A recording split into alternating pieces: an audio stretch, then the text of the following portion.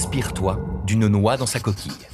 À l'abri dans notre boîte crânienne, le cerveau est le chef d'orchestre de nos mouvements, de nos pensées, de notre mémoire ou encore de nos émotions.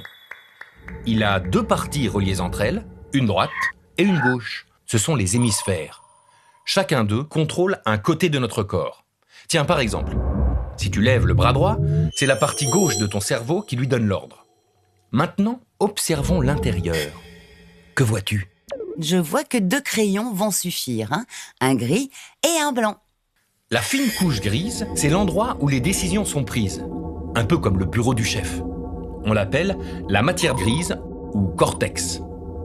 Si tu l'observes au microscope, tu verras une centaine de milliards de cellules comme celle-ci. Elles sont spécifiques du cerveau. On les appelle les neurones. Ils sont faciles à dessiner car leur forme ressemble à un arbre avec des branches, un tronc et des racines. Les branches, appelées dendrites, sont connectées aux neurones voisins qui leur envoient des messages. Ces informations circulent le long des dendrites sous forme électrique. Comment ça, des courants électriques ? Rassure-toi, les messages sont de très faibles courants électriques, environ 100 000 fois moins forts que celui délivré par une prise électrique. Les messages se dirigent tous vers la partie principale du neurone, le corps cellulaire. C'est là où le neurone intègre les informations. S'il reçoit beaucoup de messages, il en envoie un à son tour par ce qui ressemble au tronc de l'arbre. C'est l'axone. Comme des routes et des autoroutes, les axones relient les neurones entre eux.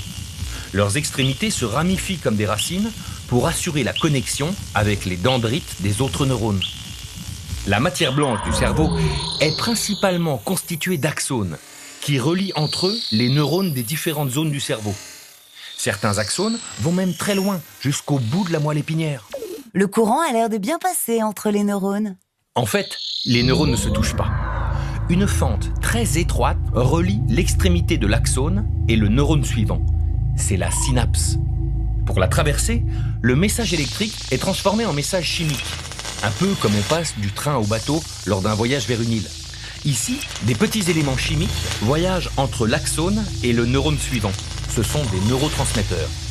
Soit ils favorisent la propagation du message, soit ils limitent sa transmission. À toi de jouer maintenant.